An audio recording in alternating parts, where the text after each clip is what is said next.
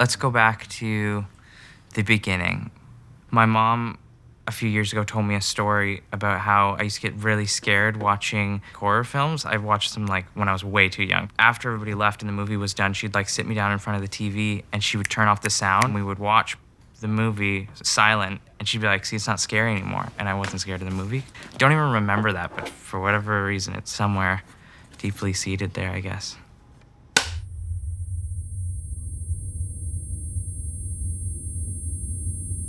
It's all about the sound anyway.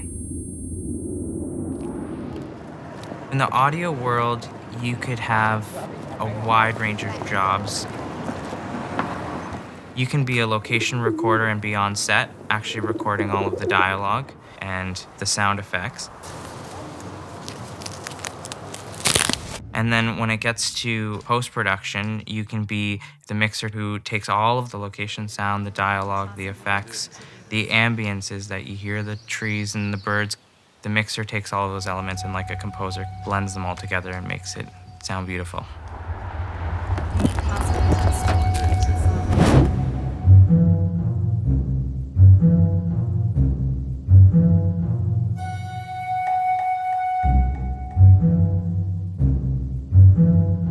Typical day of recording sound effects starts in the studio. You can't just go out blindly. You actually, believe it or not, have to be quite organized. So I make a list of everything that I need that day, a wish list kind of thing.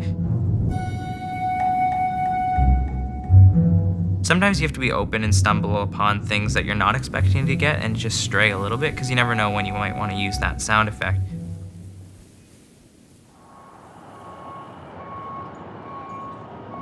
Like, swing by me and then just do an ollie, like when you're kind of...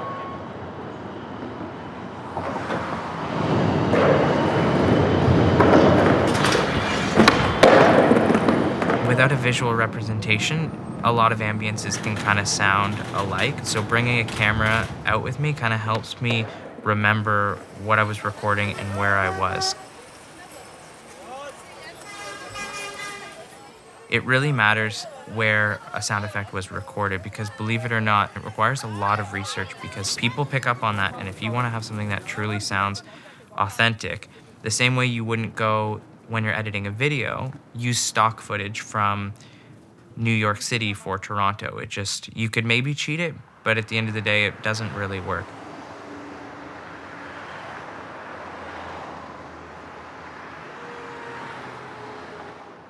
I grew up on a dairy farm outside of Windsor, and waking up at 6 a.m. before school started and doing all of my chores before going to school, and I take that into my work.